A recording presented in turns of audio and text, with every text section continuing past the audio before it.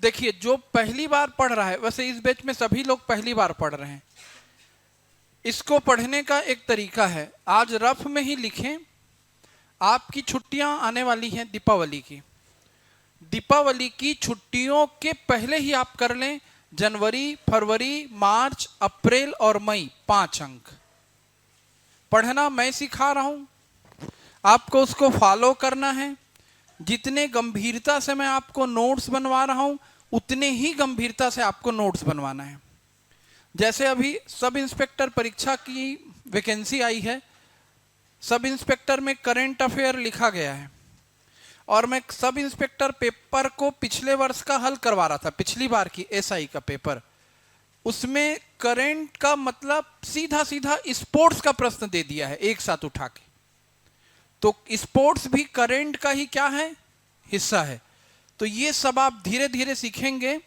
आप हजारों वीडियो देख के, हजारों प्रकार के मार्गदर्शकों से पढ़ के अपने आप को दिग्भ्रमित मत कीजिएगा। बार बार बता रहा हूं, सब कुछ देख सकते हैं, सुन सकते हैं। पिछले वर्षों का पेपर का अध्ययन करें और उसके आधार पर यह तुलना करें कि जैसा मैं बता रहा हूं इस पत्रिका को कवर करना, वो आपको काम आएगा कि नहीं आएगा। और यदि ये काम आएगा, मतलब यही तकनीक फिर क्या है, लाभदायक है। करंट अफेयर का मतलब रिसर्च नहीं होता, किसी भी एक मुद्दे को उठा के उस पर घंटों की चर्चा नहीं होती है। जहां पर वो मुद्दे जो मुख्य परीक्षा में आपको काम आएंगे, वहां पर उन मुद्दों को मैं आपको जरूर समझाऊंगा। वो मुद्दे जो आपको इंटरव्यू में काम आएंगे, उन मुद्दों को मैं जरूर समझाऊंगा। और प्री के लिए कैसा पढ़ना है वो भी मैं आपको बताऊंगा। ये अप्रैल अंक है। कोई भी अंक जहां से शुरू होगा प्रतियोगिता दर्पण का, उसका पहला सेक्शन रहता है राष्ट्रीय घटनाक्रम। आर्टिकल वगैरह और सारे विज्ञापन से आप आगे बढ़ेंगे, यहां से आपका शुरू होता है राष्ट्रीय घटनाक्रम। पहला न्यूज लिखिए, अप्रैल अंक का बेहद काम का न्यूज है। समान नागरिक संहिता विधेयक 2024 उत्तराखंड में पारित, सबके लिए समान कानून की दिशा में पहल। तो एकदम शार्ट में लिखिएगा, समान नागरिक संहिता विधेयक कहां पारित हो गया। समान नागरिक संहिता विधेयक उत्तराखंड में पारित हुआ। समान नागरिक संहिता विधेयक उत्तराखंड में पारित हुआ। कहां पारित हुआ, उत्तराखंड में पारित हुआ। और ब्रैकेट में लिखें पहला राज्य, पहला राज्य, पहला राज्य। उत्तराखंड पहला राज्य हुआ जहां समान नागरिक संहिता लागू हुई। फिर नीचे लिखना, स्वतंत्रता के बाद, स्वतंत्रता के बाद समान नागरिक संहिता, ब्रैकेट में लिखिएगा यूनिफॉर्म सिविल कोड यूसीसी। स्वतंत्रता के बाद समान नागरिक संहिता यूनिफॉर्म सिविल कोड यूसीसी लागू करने वाला उत्तराखंड देश का पहला राज्य बना। स्वतंत्रता के बाद समान नागरिक संहिता यूनिफॉर्म सिविल कोड यूसीसी लागू करने वाला उत्तराखंड देश का पहला राज्य बना। गोवा में इससे पहले से समान नागरिक संहिता है, लेकिन पुर्तगाली शासन के समय से। एक पॉइंट और जोड़ लें, गोवा में इससे पहले से भी समान नागरिक संहिता है, लेकिन पुर्तगालियों के शासन के समय से। दोहरा रहा हूं, समझिएगा। समान नागरिक संहिता लागू करने वाला उत्तराखंड स्वतंत्रता के बाद का देश का पहला प्रदेश बना। गोवा में इससे भी पहले से समान नागरिक संहिता लागू है, लेकिन किस समय से, जब वहां पुर्तगाली शासन करते थे, आजादी से पहले के दौर से। अब थोड़ा ध्यान से समझिएगा। आप यदि संविधान में अनुच्छेद 44 आर्टिकल 44 तक आ गए होंगे, आ गए हैं, नहीं आए हैं, अनुच्छेद 44 में समान नागरिक संहिता की बात कही गई है। भारत विविधताओं का देश है, यहाँ अलग अलग धर्मों के मानने वाले लोग रहते हैं। हिंदू धर्म के मानने वाले भी हैं, मुस्लिम धर्म के मानने वाले भी हैं, जैन, बौद्ध, सिख और भी कई प्रकार की विविधताओं से जुड़े हुए लोग हैं। धर्म के आधार पर भी कानून अलग अलग हैं। इस्लाम में 4 विवाह की अनुमति है, हिंदुओं को 1 विवाह की अनुमति है, बहुत प्रकार की अन्य ऐसी बातें हैं। तो जब देश एक है तो यहाँ का कानून भी यहाँ के नागरिकों के लिए एक होना चाहिए। ये सबसे सरल तरीके से समझाना हुआ किसको? Uniform civil code. आपका होमवर्क बन जाता है, होमवर्क लिखिएगा, यूनिफॉर्म सिविल कोड, समान नागरिक संहिता क्या है। इस पर एक आप छोटा सा 100 वर्ड में 60 वर्ड में आर्टिकल तैयार करेंगे। किस मुद्दे पर तैयार करेंगे? समान नागरिक संहिता। हमारे संविधान में डीपीएसपी, नीति निर्देशक तत्व जहां है, डायरेक्टिव प्रिंसिपल्स, वहां पर अनुच्छेद 44 में समान नागरिक संहिता की बात की गई है। इसको लेकर के लोगों की राय अलग अलग है। कुछ का कहना है कि नागरिक के लिए एक ही जैसा कानून हो, और कुछ का कहना है कि उन्हें जो धर्म के आधार पर अपने अपने कानून को लागू करने की कुछ अंशों में छूट मिली है वो बनी रहनी चाहिए। इसको इंटरव्यू में जरूर पूछता है। समान नागरिक संहिता पर आपके विचार क्या हैं? मतलब यहां पर ओपिनियन देना पड़ेगा। यस कहेंगे तो उसके सपोर्ट में, नो कहेंगे तो उसके सपोर्ट में। लेकिन वर्तमान गवर्नमेंट इसको लागू करने के लिए निरंतर प्रयास कर रही है और उत्तराखंड में समान नागरिक संहिता लागू हो गई। बातें स्पष्ट हो गई। आपको याद रखना है पहला 1 लाइनर फैक्ट, समान नागरिक संहिता भारत के किस प्रदेश में सबसे पहले लागू हुई? तो समान नागरिक संहिता भारत के किस प्रदेश में सबसे पहले लागू हो गई? उत्तराखंड। अब एक बच्चा ऑनलाइन वाला मैसेज कर रहा है, न्यूज़पेपर में क्या पढ़ना चाहिए? ये वाला पंखा बंद कर दो प्लीज। न्यूज़पेपर में क्या पढ़ना चाहिए? कोई भी न्यूज़पेपर, मेरी राय यदि आप मानेंगे तो ना पढ़ें। आज की डेट में आप न्यूज़पेपर उठाएंगे, समाचार कम, विज्ञापन ज्यादा रहता है। 1 महीने का जो न्यूज होता है वो पूरा इसमें टू द पॉइंट कवर किया जाता है। ये न्यूज़पेपर ही है। प्रतियोगिता दर्पण न्यूज़पेपर और साथ में आर्टिकल्स का खजाना है। शुरू के 15-20 पेज इसमें न्यूज ही दिए जाते हैं। जैसे मैंने अप्रैल अंक को पढ़ाना शुरू किया है तो इसमें फरवरी माह की पूरी खबरें कवर हो जाएंगी, फरवरी और मार्च के कुछ दिनों की। समझ रहे हैं? तो मैं आपको क्या कर रहा हूं, न्यूज़पेपर पढ़ा रहा हूं पूरा 1 महीने का 1 दिन में। हाँ, तभी तो तैयारी आगे बढ़ेगी बेटा, डरते क्यों हो? हेमंत सोरेन के त्याग पत्र के पश्चात चंपई सोरेन झारखंड के नए मुख्यमंत्री। थोड़ा सा जानते रहें। झारखंड में राजनीतिक घटनाक्रम काफी उथल पुथल से भरा रहा। हेमंत सोरेन को गिरफ्तार किया गया। ये प्रश्न प्री मेंस वगैरह में ज्यादातर नहीं पूछा जाएगा, इंटरव्यू में जरूर पूछा जा सकता है। तो आप आखिर इंटरव्यू तक पहुंचेंगे तो इस तरह के मुद्दों को जानते रहे कि आखिर ऐसा क्या तरीका था। शुरू में ही लिखा है, रांची में कुछ महंगे भूखंडों की सेल डीड में हेरा फेरी कर अवैध तरीके से उनकी खरीद बिक्री करने के मामले में कुछ अधिकारियों और अन्य प्रभावशाली लोगों की गिरफ्तारियों के पश्चात प्रवर्तन न्यायालय ने अंततः झारखंड के मुख्यमंत्री रहे हेमंत सोरेन को गिरफ्तार किया। यह घटनाक्रम था। किस समय का घटनाक्रम था? 31 जनवरी 2024। अब इस घटनाक्रम से आपके दिमाग में क्या आ रहा है? हेमंत सोरेन अरेस्ट हुए। कौन है हेमंत सोरेन? झारखंड के मुख्यमंत्री। तो लिख लेना, झारखंड के मुख्यमंत्री हेमंत सोरेन को, झारखंड के मुख्यमंत्री हेमंत सोरेन को भूमि खंडों से संबंधित मामले में अरेस्ट किया गया। भूखंडों से संबंधित मामले में अरेस्ट किया गया। क्लियर है बात?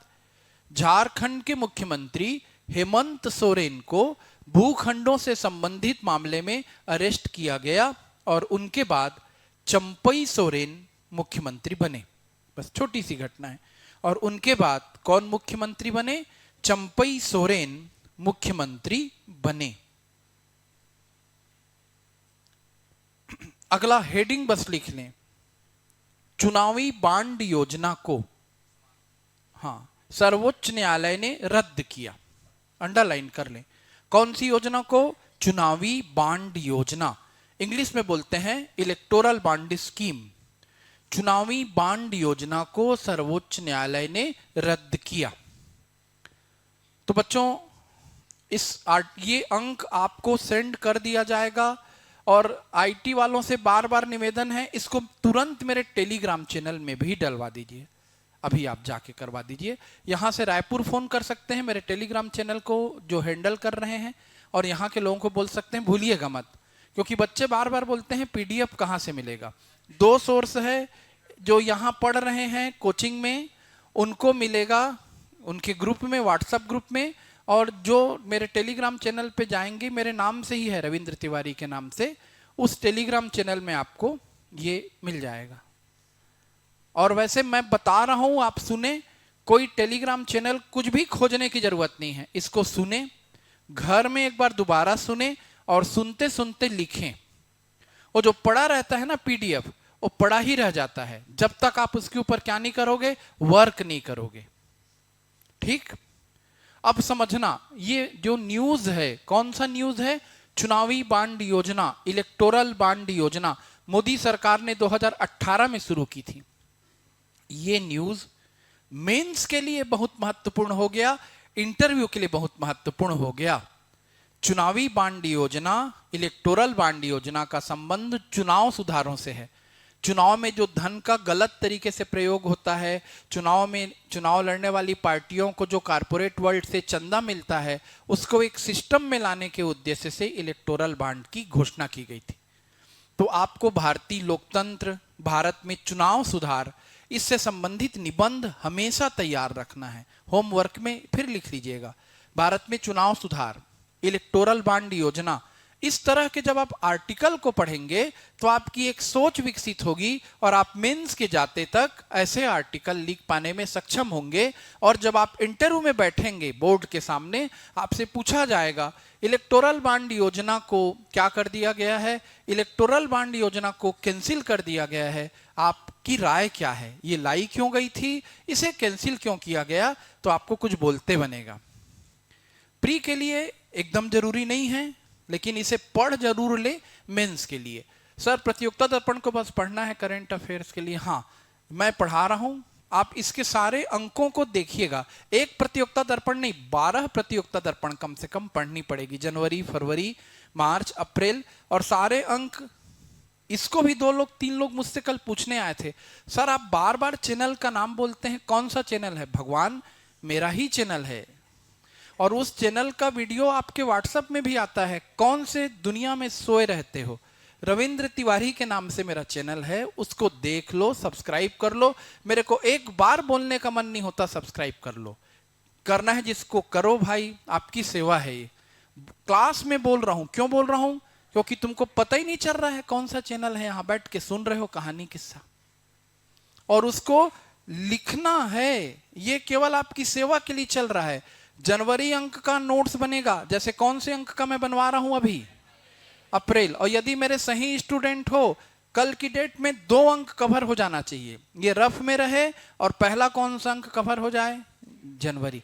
1 से 1.5 घंटा लगेगा, मैं खुद आपके लिए मेहनत कर रहा हूं। क्लियर हुआ? चुनावी बांड योजना कहां जाकर के काम आएगा? इंटरव्यू। छत्तीसगढ़ का करंट अफेयर इसके तुरंत बाद मैं पढ़ाऊंगा। छत्तीसगढ़, जैसे इसमें प्रतियोगिता दर्पण पढ़ना है, वैसे ही छत्तीसगढ़ में एक बेस्ट मैगजीन आती है, घटना प्रतियोगिता चक्र करके, मैं दिखाऊंगा बकायदा बोर्ड में, और उससे करंट अफेयर भी पढ़ाऊंगा। तो आपका छत्तीसगढ़ भी स्ट्रांग होने लगेगा करंट के मामले में, है ना। अब देखिए, मौसम अवलोकन उपग्रह इनसेट 3 DS का सफल प्रक्षेपण। मौसम अवलोकन उपग्रह इनसेट 3 DS का सफल प्रक्षेपण, तो इसको भी लिखिए। PSLV C58 के जरिए, PSLV C58 के जरिए इसरो ने इनसेट 3 DS का सफल प्रक्षेपण 17 फरवरी 2024 को किया। PSLV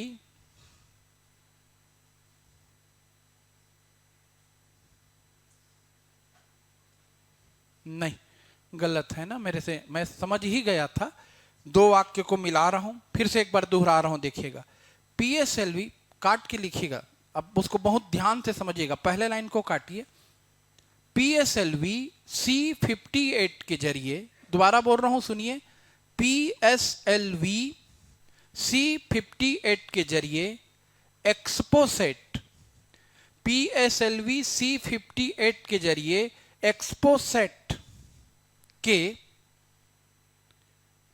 सफल प्रक्षेपण के बाद PSLV C58, इसको याद रखना है, इस शब्द को, क्या नाम है सीरीज का? PSLV C58। PSLV C58 के जरिए किसका सफल प्रक्षेपण हो रहा है? एक्सपोसेट। PSLV C58 के जरिए एक्सपोसेट के सफल प्रक्षेपण के बाद इसरो ने इनसेट 3DS, इसरो ने इनसेट 3DS लिखा है INSAT, इनसेट 3DS का सफल प्रक्षेपण, इनसेट 3DS का सफल प्रक्षेपण GSLV F14 के जरिए किया। ये बोर्ड और कैसे क्लियर दिख सकता है? रोशनी कम दिख रही है। फिर से सुनिएगा, PSLV C58 के जरिए एक्सपोसेट के सफल प्रक्षेपण के बाद इसरो ने इनसेट 3DS का सफल प्रक्षेपण GSLV F14 के जरिए किया। ठीक, GSLV F14। अब प्यारे बच्चों ध्यान से सुनिए, पहले लिखना साइड हेडिंग डाल के, इतना समझा रहा हूं आपको। भारत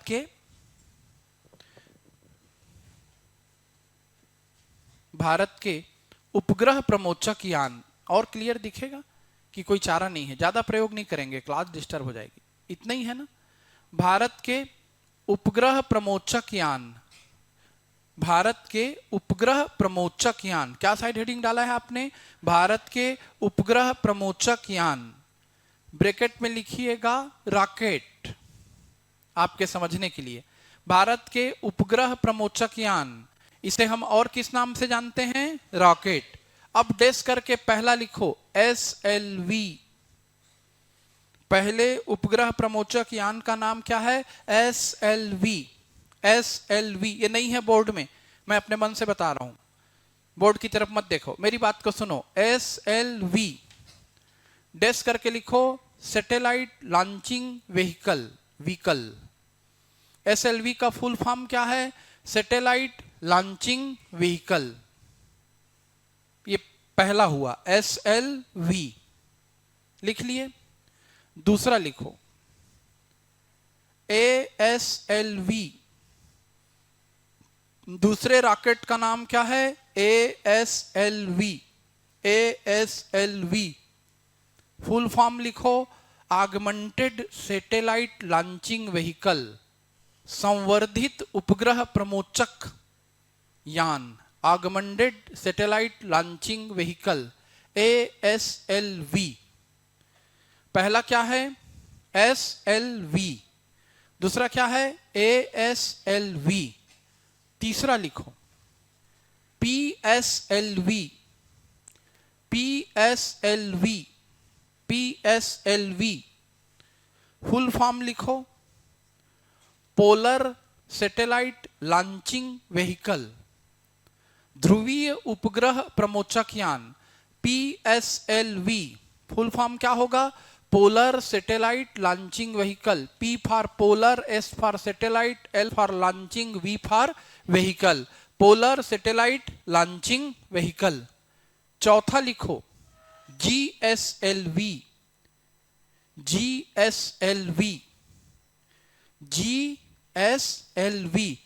जियो सिंक्रोनस सैटेलाइट लॉन्चिंग व्हीकल या geostationary satellite launching vehicle.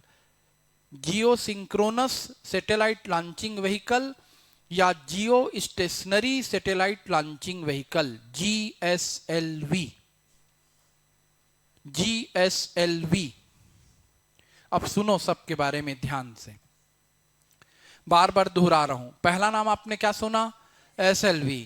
फिर क्या सुना? ASLV। फिर क्या सुना? PSLV। फिर क्या सुन रहे हैं? GSLV। रॉकेट क्या होता है? रॉकेट गाड़ी है, उसके ऊपर क्या रखी जाती है? सवारी। जैसे आप बस में बैठ गए, बस गाड़ी है, आप सवारी हैं। बस का काम क्या होता है? आपको स्टॉपेज तक पहुंचाना। रॉकेट का काम क्या होता है? उपग्रह को अंतरिक्ष तक पहुंचाना। ठीक। हमारा पहला उपग्रह था आर्यभट्ट। उस समय हमारे पास रॉकेट नहीं बना था, इसलिए हमने रूस से मदद लेकर उसे अंतरिक्ष में भेजा, है ना। यानी जितना महत्वपूर्ण उपग्रह बनाना, उतना ही महत्वपूर्ण रॉकेट बनाना।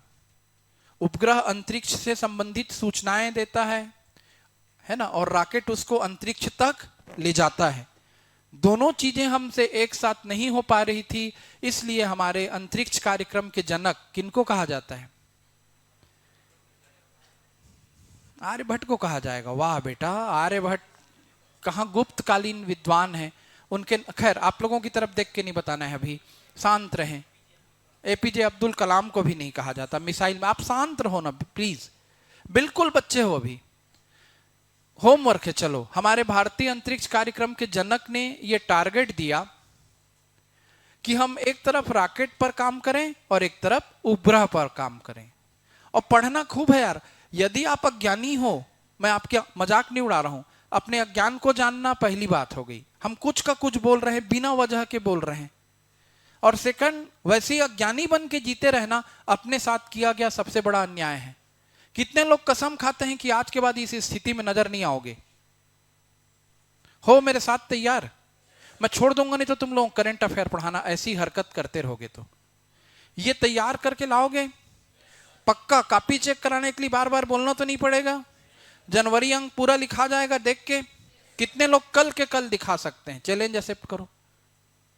ठीक, देखते हैं। अब फिर ध्यान से सुनो। भारत के सामने चुनौती आ गई थी कि रॉकेट बनाए कि उपग्रह। तो दो सेक्शन में बांट लिया। वैज्ञानिकों का एक दल सैटेलाइट बना रहा है, उपग्रह। एक दल क्या बना रहा है? रॉकेट। पहले सैटेलाइट बन गया, अंतरिक्ष में ले जाने के लिए क्या नहीं था हमारे पास? रॉकेट नहीं था। इसलिए हम लोग दूसरे देश की मदद से अपने उपग्रह को कहां भेजे? अंतरिक्ष। फिर धीरे धीरे हमारे पास अपना रॉकेट बना। भारत का पहला उपग्रह आर्यभट्ट है, उपग्रह सैटेलाइट। वो दूसरे देश की मदद से भेजा गया। तो भारत का पहला उपग्रह पूछा जाएगा आर्यभट्ट। आजकल तो बात उससे 10 गुना ऊपर की पूछे जाने लगी है। भारत का पहला रॉकेट पूछा जाएगा SLV, सैटेलाइट लॉन्चिंग व्हीकल। ये एक निश्चित ऊंचाई तक ले गया, थोड़ी ऊंचाई तक। फिर इसका संवर्धित रूप आएगा, ज्यादा ऊंचाई तक ले जाएगा। उसका नाम क्या रखा गया? ASLV। ऊंचाई और बढ़ गई और पेलोड क्षमता और बढ़ गई, मतलब वो अधिक भार ले जाने में सक्षम हुआ। रॉकेट के अलग अलग खंड होते हैं। एक खंड में ठोस ईंधन जलता है, दूसरे में तरल ईंधन, और तीसरे में क्रायोजेनिक लेवल रहता है, जहां पर गैसों को ठंडा करके रखा जाता है, हाइड्रोजन गैस को और ऑक्सीजन गैस को। -150 और उससे नीचे का ताप क्रायोजेनिक टेम्परेचर कहलाता है। तो हमारा पहला रॉकेट SLV, दूसरा रॉकेट ASLV, तीसरा rocket PSLV, polar satellite launching vehicle. पृथ्वी की ध्रुवीय कक्ष में परिक्रमा करना, ये पोलर हुआ, पोलर ऑर्बिट। उत्तर ध्रुव, दक्षिण ध्रुव, ध्रुवीय कक्ष में परिक्रमा, पोलर ऑर्बिट। और एक पृथ्वी का बीचों बीच क्या होता है? भूमध्य रेखा। इस भूमध्य रेखी कक्ष में परिक्रमा करना, ये जियो ऑर्बिट है, भूमध्य रेखा। ठीक। तो जो ध्रुवीय कक्ष में ले जाकर स्थापित करेगा जो रॉकेट, पोलर ऑर्बिट में जो स्थापित करेगा, उस रॉकेट का नाम क्या है? PSLV। रट लिए? पहला क्या है? SLV, दूसरा क्या है ASLV, तीसरा क्या है PSLV, और सबसे एडवांस चौथा GSLV। थोड़ा सा समझो, GSLV जो है जियो सिंक्रोनाइज ऑर्बिट में या जियो स्टेशनरी ऑर्बिट में किसी भी उपग्रह को स्थापित करता है। ये 36,000 किलोमीटर की ऊंचाई पर जाने पर प्राप्त होता है ये ऑर्बिट। और इस ऑर्बिट की खासियत क्या है, इस उपग्रह पर पृथ्वी के परिक्रमण काल के बराबर हो जाता है उपग्रह का परिक्रमण काल। इसलिए जैसे जैसे पृथ्वी घूमती है वैसे वैसे कौन घूमते जाता है, उसके साथ साथ उपग्रह। नहीं तो उपग्रह किसी एक स्थान को छोड़ के दूसरे स्थान पे पहुंच जाएगा, या उपग्रह फिक्स है तो पृथ्वी घूम रही है। दोनों को एक साथ घुमाना, दो चीजों को एग्जैक्ट एक जैसा करना, सिंक्रोनाइज करना कहलाता है। जियो सिंक्रोनस ऑर्बिट 36,000 किलोमीटर की ऊंचाई पर जाने पर प्राप्त होता है। T² is proportional to R³ Kepler's law के अनुसार। अभी मैं फिजिक्स नहीं पढ़ा रहा हूं, फिर भी समझ गए कितनी ऊंचाई पर, 36,000 बहुत ऊंचाई है। इसी ऊंचाई पर ले जाने के लिए क्रायोजेनिक इंजन की आवश्यकता होती है। और जैसे जैसे हमारा रॉकेट ऊंचाई पर जाने में सक्षम होते जाता है वैसे वैसे हमारा मिसाइल दूर तक मारने में सक्षम होते जाता है। कई वीडियो में मैं बता चुका हूं। रॉकेट के लास्ट चरण में सैटेलाइट रख दिए और सेम रॉकेट बना के उसके लास्ट चरण में बम रख दिए। रॉकेट ऊपर जा रहा है और मिसाइल को जमीन पर गिरा देंगे, तो मिसाइल ही बन जाएगी रॉकेट, रॉकेट ही है मिसाइल। इसलिए भारत का पहला रॉकेट SLV, भारत का पहला मिसाइल पृथ्वी। पृथ्वी कौन से रॉकेट का ही ट्रांसफॉर्मेशन था, SLV का। कभी और आराम से कहानी सुनाऊंगा। अब आजकल का जो पेपर आ रहा है उसमें ऐसा पूछता है, भारत ने अपना मौसम का सूचना देने वाला इनसेट 3DS उपग्रह किस रॉकेट से लॉन्च किया, GSLV F-14। इतनी सीरीज आ चुकी है। ये लेवल है पेपर का, बात समझ रहे हो। केवल GSLV रटने से काम नहीं चलेगा, आपको ये याद होना चाहिए कि इनसेट क्या है, इंडियन नेशनल सैटेलाइट। ये हमें मौसम के संबंध में जानकारी देता है। ये जियो सिंक्रोनस ऑर्बिट में जाता है और इसे जियो सिंक्रोनस ऑर्बिट में ले जाने के लिए इसरो ने क्या किया, इसरो ने हमें एक रॉकेट दिया। क्या नाम था रॉकेट का, GSLV F-14। याद हो जाएगा, देखना SI का पेपर वाला वीडियो सीरीज को पूछ रहा है सब इंस्पेक्टर जैसी परीक्षा में। तो तुम तो PSC की तैयारी करने बैठे हो और तुमको कितनी गंभीरता से पढ़ना है अब समझ में आ रहा होगा। हेडिंग डालो इसके बाद, निसार, NISAR, साइड हेडिंग डालना, NISAR। क्या होगा, Nisar, NISAR, Nisar. Full form लिखो निसार का, NASA ISRO synthetic aperture radar. N for NASA, I for ISRO, S for synthetic, A for aperture and R for radar. What is the full form of NISAR? NASA ISRO Synthetic Aperture Radar.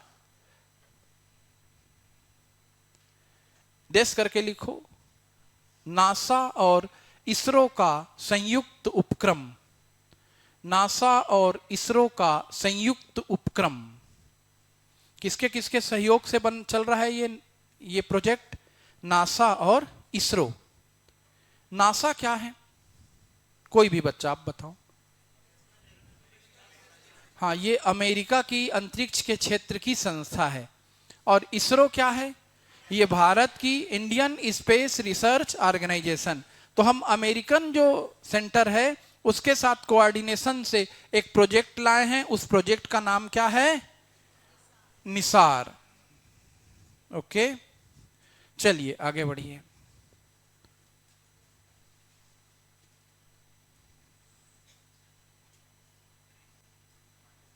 हाँ, लिखा ही देता हूं, क्यों छोड़ूं।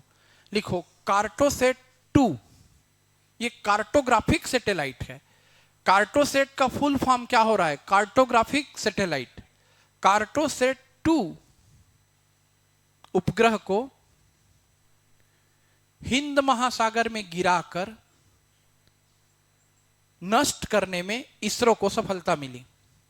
Cartosat 2, क्या नाम है satellite का? Cartosat 2। Cartosat 2 उपग्रह को हिंद महासागर में गिराकर नष्ट करने में इसरो को सफलता मिली। देखिए, भारत ने कार्टोग्राफिक सैटेलाइट अंतरिक्ष में भेजा था मैपिंग वगैरह के लिए। यह सैटेलाइट लंबे समय तक काम किया। उसके बाद कोई भी सैटेलाइट अंतरिक्ष में यदि निष्क्रिय हो गया, वर्क करना छोड़ दिया, तो वो अंतरिक्षीय कचरा कहलाता है। स्पेस में कचरा फैला दिया हमने, और स्पेस के भी कचरे को दूर करना क्या रहता है? जरूरी रहता है। ढेर उपग्रह अंतरिक्ष में जा रहे हैं अलग अलग देशों के। यदि हम उस उपग्रह को वापस ले आते हैं धरती पर, तो ये एक बहुत बड़ी उपलब्धि कहलाती है। अंतरिक्ष यात्री जाते भी हैं। अंतरिक्ष में जाना जितना कठिन है, अंतरिक्ष से आना और उतना कठिन है। क्यों, कभी किसी दिन चर्चा में बताऊंगा। तो इसरो ने यहां पर एक बड़ी सफलता हासिल कर ली अपने कार्टोग्राफिक सैटेलाइट को, जिसका नाम क्या था? कार्टोसेट 2 था, है ना। तो वह कौन सा उपग्रह है जिसे इसरो ने हिंद महासागर में गिराकर नष्ट कर दिया? क्यों नष्ट कर दिया? क्योंकि ये निष्क्रिय था, वर्क नहीं कर रहा था। नाम दिमाग में बैठा लिएगा, कार्टोसेट 2। एक उपग्रह का नाम आपके दिमाग में आया अभी थोड़ा देर पहले, इनसेट के नाम से, इंडियन नेशनल सैटेलाइट, ये कार्टोग्राफिक सैटेलाइट। और एक नाम क्या आपके जुबान में चढ़ा? निसार। एक शब्द आपके जुबान में आ गया, इसरो। एक शब्द आपके जुबान में आ गया, नासा। अब यदि आप सच्चे विद्यार्थी हो, नासा पे 60 नोट्स लिखो।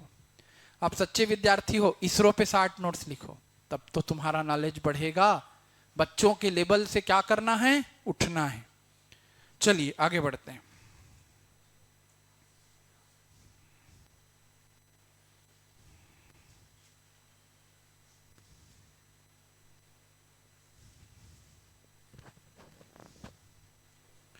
गगनयान लिखो, गगनयान।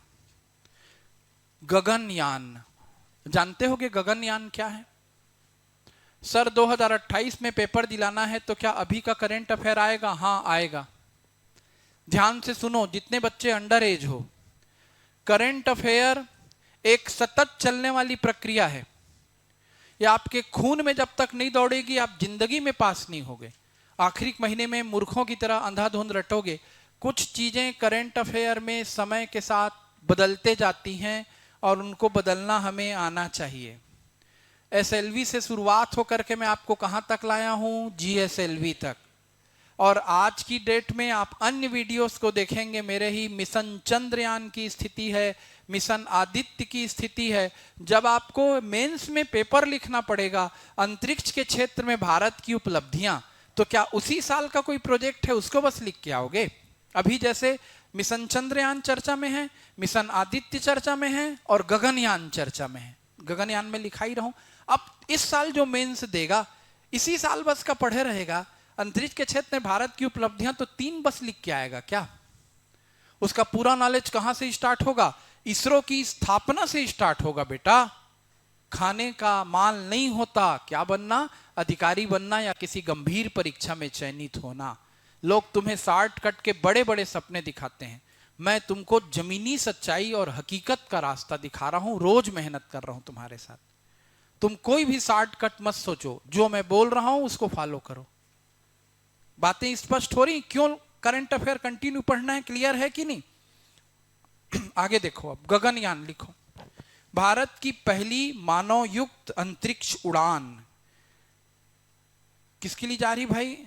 किस प्रोजेक्ट के जरिए जा रही है? गगनयान। क्या है गगनयान? भारत की पहली मानव युक्त अंतरिक्ष उड़ान।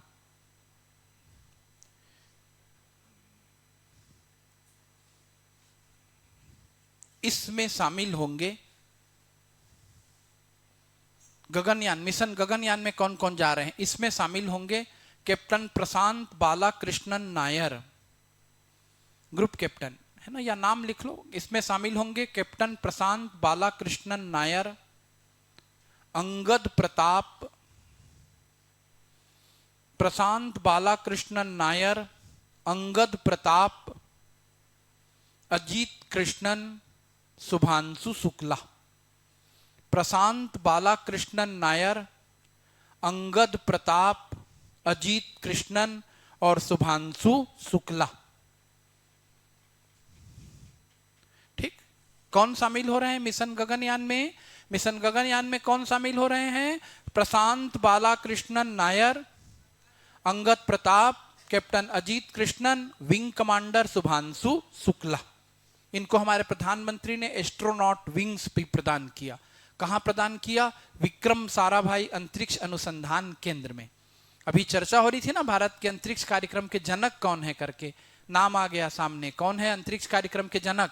विक्रम साराभाई। ध्यान से समझिए। अब जैसे मेंस में आप पहुंचोगे, मिशन गगनयान पर संक्षिप्त टिप्पणी लिखो, तो आप बेक से आओगे। मिशन गगनयान अंतरिक्ष के क्षेत्र में भारत की महत्वाकांक्षी योजना है। यह मानव युक्त यान है जो अंतरिक्ष में जा रहा है। इससे पहले भी मानवों के साथ अंतरिक्ष में हम प्रवेश कर चुके हैं।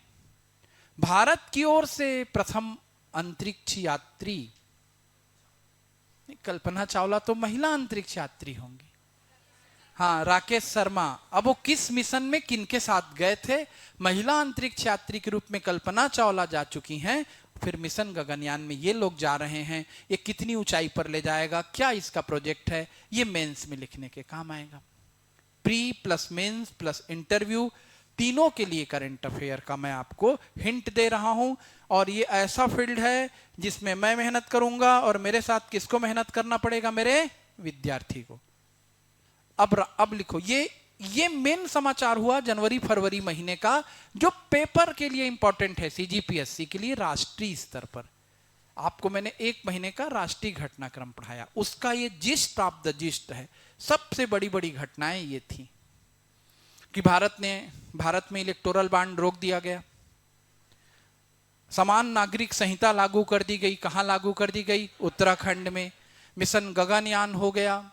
कार्टोसेट को हमने वापस धरती पर गिरा लिया। हम इनसेट को कहां भेजने में सफल हो गए? अंतरिक्ष में। लेवल समझ में आ रहा है करंट में क्या चीजें काम की रहती हैं? कुछ भी उल जलूल देखने से जीवन सफल नहीं हो रहा है। इसको आप वजन से समझ ही रहे हैं। इन चीजों को आपको क्या करना है? याद करना है और अपने आप को आगे बढ़ाना है। अब देखिए अंतरराष्ट्रीय घटनाक्रम, अगला पेज यह आधा हुआ होगा, तो पेज के बीचों बीच हेडिंग डालिएगा। क्या लिखेंगे? अंतरराष्ट्रीय घटनाक्रम, इंटरनेशनल अफेयर्स। अंतरराष्ट्रीय घटनाक्रम।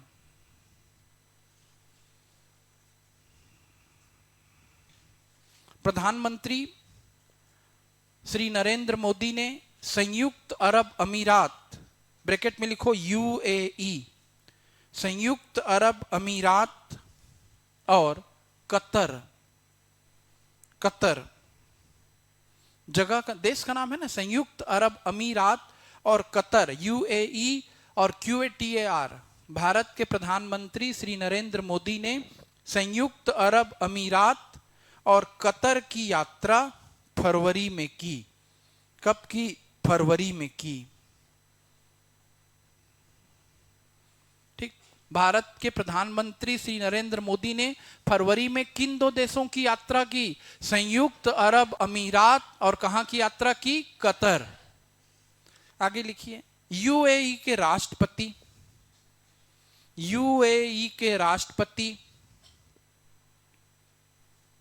शेख मोहम्मद बिन जायर,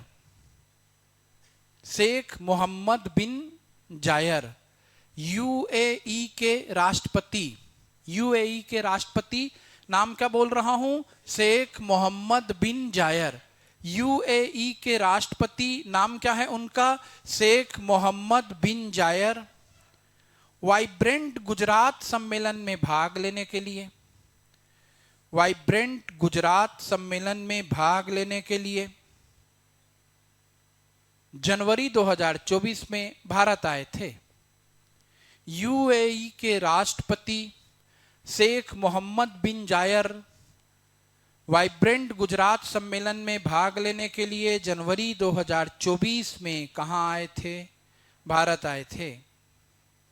देखो बच्चों ध्यान से, अब यूएई के राष्ट्रपति कौन है, अचानक से जीएस का एक क्वेश्चन रहेगा प्री में। अब आपके समझ में नहीं आएगा मैं कितने देशों के राष्ट्रपति के नाम को याद करूं। तो जो राष्ट्रपति भारत की यात्रा पे आए हैं और जिस देश के साथ भारत ने कोई बहुत महत्वपूर्ण संधि, समझौता या कोई कार्य किया है, उस देश के शासनाध्यक्ष का नाम याद करना रहता है।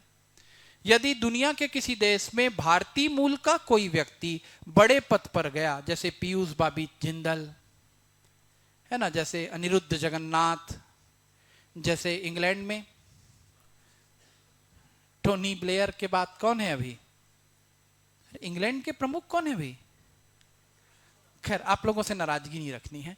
यदि भारतीय, मुझको पढ़ाते जाना है, पूछूंगा तो दिक्कत होता है। यदि भारतीय मूल के व्यक्ति विश्व में किसी ऊंचे जगह पर हैं तो उनको याद रखना है। हमारे गणतंत्र दिवस में एक परंपरा रहती है, हम गणतंत्र दिवस के मुख्य अतिथि के रूप में किसी देश के शासनाध्यक्ष को भारत बुलाते हैं।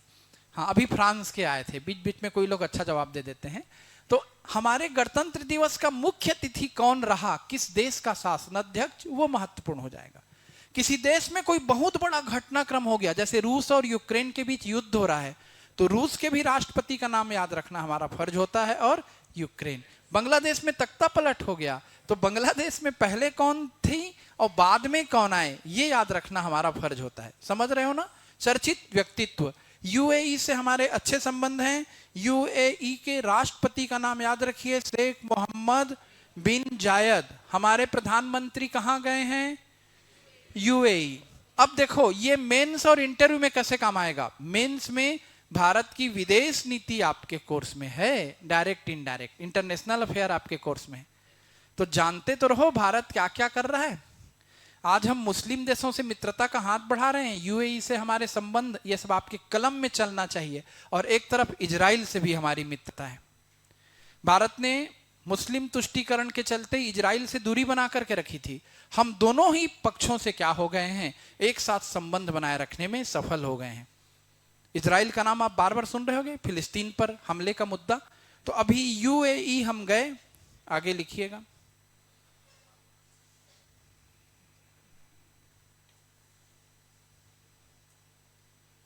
संयुक्त अरब अमीरात में पहले हिंदू मंदिर का उद्घाटन प्रधानमंत्री ने किया। ये देखो एक और बड़ी उपलब्धि है।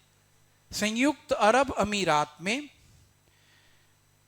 पहले हिंदू मंदिर का उद्घाटन, संयुक्त अरब मतलब वहां मंदिर बन गया। यह हमारी विदेश नीति की सफलता है। संयुक्त अरब अमीरात में पहले हिंदू मंदिर का उद्घाटन प्रधानमंत्री ने किया। एशिया का यह सबसे बड़ा मंदिर है।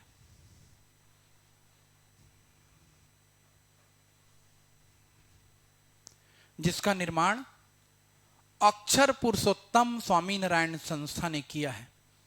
ब्रैकेट में लिखना अक्षरधाम संस्था, शॉर्टकट में इसको हम अक्षरधाम संस्था कहते हैं। यह एशिया का सबसे बड़ा मंदिर है जिसका निर्माण अक्षर पुरुषोत्तम स्वामी नारायण संस्था, शॉर्ट में जानी जाती है अक्षरधाम संस्था, जिसका निर्माण अक्षर पुरुषोत्तम स्वामी नारायण संस्था ने किया है।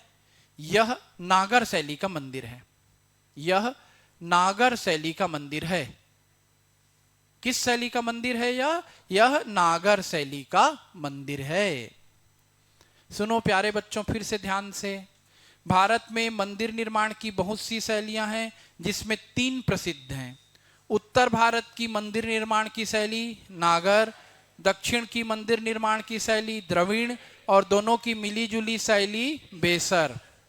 अभी राम मंदिर बना है जनवरी में, वह भी कौन सी शैली में बना है, नागर शैली। और दुबई में एशिया का सबसे बड़ा मंदिर बना है, वह भी कौन सी शैली में बना है, नागर शैली। आपका होमवर्क फिर बढ़ गया, नागर शैली की विशेषताएं। इस शैली में कैसे मंदिर बनते हैं, यानी पढ़ने की कोई सीमा नहीं है। जितना आप एडवांस कर लें अपने को, और जितना अपने आप को बच्चों की तरह रखे रहें। आगे लिखिएगा। इस यात्रा में प्रधानमंत्री के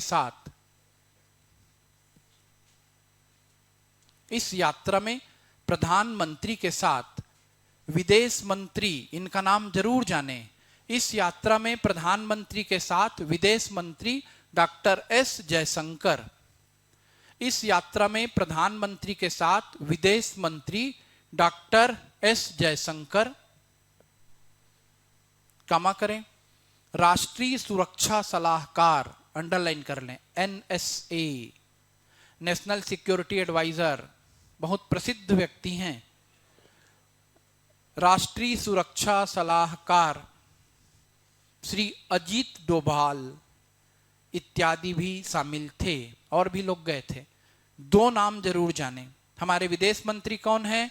डॉक्टर एस जयशंकर। हमारे राष्ट्रीय सुरक्षा सलाहकार NSA कौन है? हमारे राष्ट्रीय सुरक्षा सलाहकार श्री अजीत डोभाल।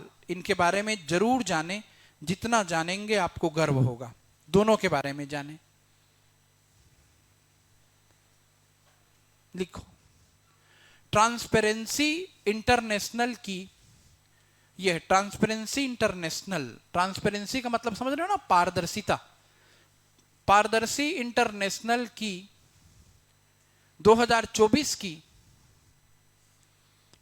ट्रांसपेरेंसी इंटरनेशनल की 2024 की भ्रष्टाचार इंडेक्स में, करप्शन इंडेक्स में, ट्रांसपेरेंसी इंटरनेशनल की 2024 की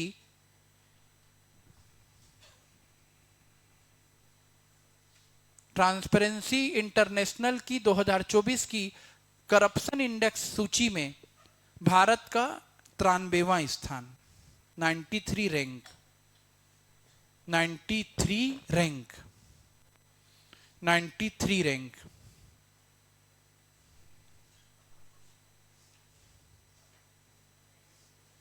लिखो, सबसे कम भ्रष्टाचार वाला देश, सबसे कम भ्रष्टाचार वाला देश डेनमार्क। सबसे कम, जहां भ्रष्टाचार सबसे कम होता है डेनमार्क। और सर्वाधिक भ्रष्टाचार वाला देश सोमालिया। बड़ा खतरनाक देश है सोमालिया, यदि जानते होगे तो जान जाना। यहां तक कि लूट मार पर उस देश की इकोनॉमी आधारित हो चुकी है। समुद्री लुटेरों का वहां क्या चलता है? आतंक। हमको अपने जहाज को उनसे छुड़ाने के लिए आर्मी की मदद लेनी पड़ गई थी, यदि आप ठीक से करंट अफेयर पढ़ते होगे तो। अभी दुनिया का सबसे भ्रष्ट देश कौन है भाई? सोमालिया है, फिर सीरिया है, फिर दक्षिण सूडान, फिर वेनेजुएला, यमन, उत्तर कोरिया। और अच्छे देशों में Denmark, Finland, New Zealand, Norway, Singapore, Sweden. और हम बीचों बीच हैं कहीं पर। कौन से रैंकिंग में है? तो ये अच्छी रैंकिंग नहीं है ना, अच्छा नंबर पाए हैं ऐसा मत समझना। भ्रष्टाचार की रैंकिंग है, और इसके लिए नागरिकों को ईमानदार होना पहले पड़ेगा। अब देखो, एक न्यूज है, अभी आपकी इच्छा है। अमेरिका की निजी कंपनी का मूल लैंडर ओडिसियस चंद्रमा की सतह पर उतरा। यदि आप सारी चीजें याद कर सकते हैं तो इस हेडिंग को देख लीजिएगा। हेलेनिक रिपब्लिक ग्रीस के प्रधानमंत्री किरियाकोस मित्सोताकिस की भारत यात्रा। मन हो एक नजर देख लेना, बहुत महत्वपूर्ण घटनाक्रम नहीं है। भारत और ग्रीस के बीच संबंध है। अल सेल्वाडोर में नायब बुकेले लगातार दूसरे कार्यकाल हेतु राष्ट्रपति निर्वाचित। मध्य अमेरिकी देश है अल सेल्वाडोर। बिल्कुल छोड़ सकते हैं कॉन्फिडेंस के साथ। इसीलिए बच्चे बार बार बोलते हैं सर प्रतियोगिता, मैं केवल 1-2 अंक पढ़ा के छोड़ दिया था। इतना ज्यादा मुझसे रिक्वेस्ट किए कि सर क्या पढ़ें क्या छोड़ें, दिक्कत होता है, बड़ी पत्रिका है, आप 1 घंटे में बहुत कुछ करा देते हैं, फिर हम उसको याद कर सकते हैं। इसीलिए मैं लगातार क्या बना रहा हूं वीडियो, और चैनल को सब्सक्राइब करने का रिक्वेस्ट क्यों नहीं कर रहा हूं? जनता सेवा है भाई, आपके लिए है। आप यदि अच्छाई और बुराई में फर्क नहीं कर पाएंगे तो कैसे आधुनिक युग के विद्यार्थी कहलाएंगे? कुछ भी देखते हो, फोन यदि यूज करते हो तो फोन का क्या यूज आना चाहिए? सही यूज आना चाहिए। पूर्वी लद्दाख में वास्तविक नियंत्रण रेखा पर तनाव की समाप्ति के लिए भारत और चीन के बीच सैन्य कमांडर स्तर की वार्ता का 21वां दौर। अब ये रटने का तो नहीं है, लेकिन समझने का बहुत ज्यादा है।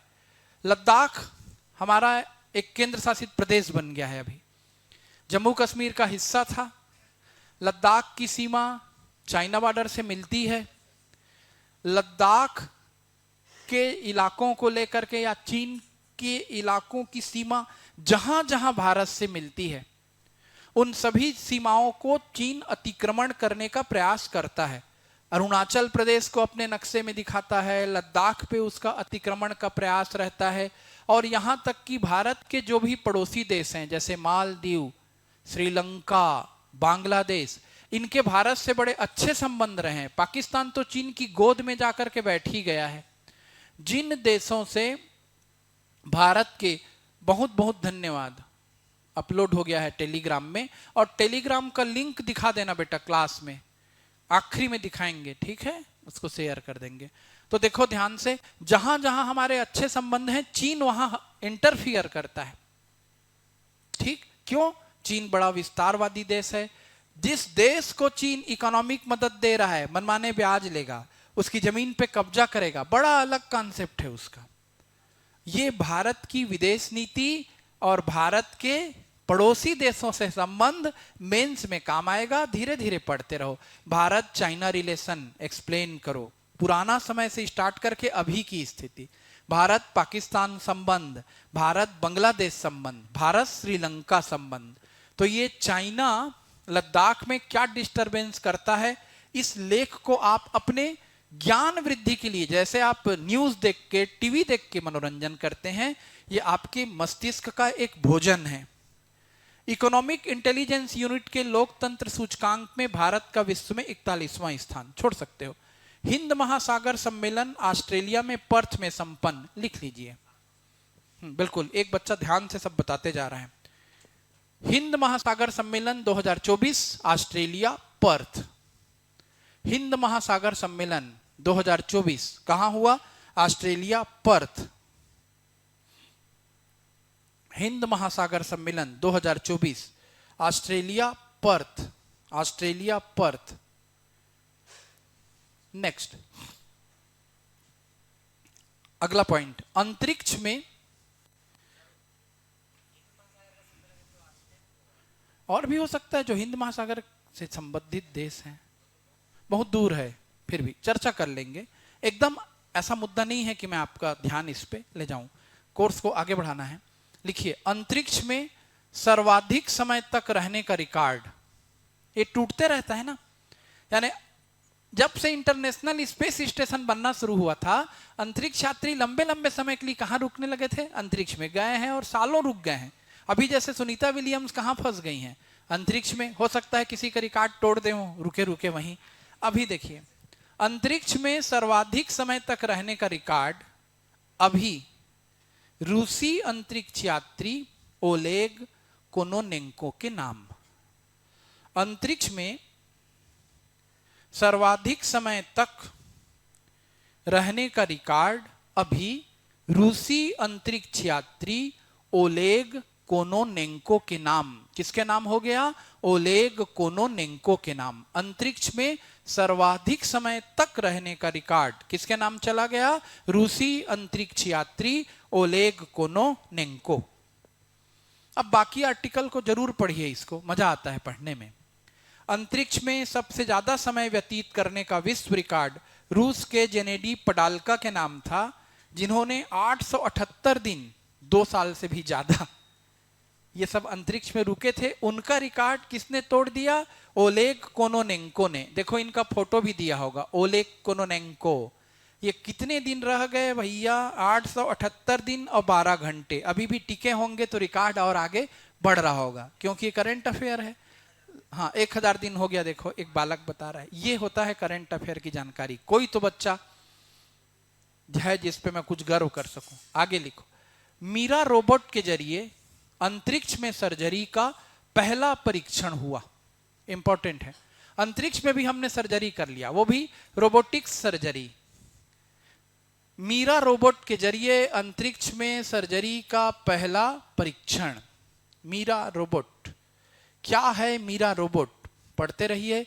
इसके जरिए अंतरिक्ष में क्या हो गई? पहली सर्जरी, पहली सर्जरी।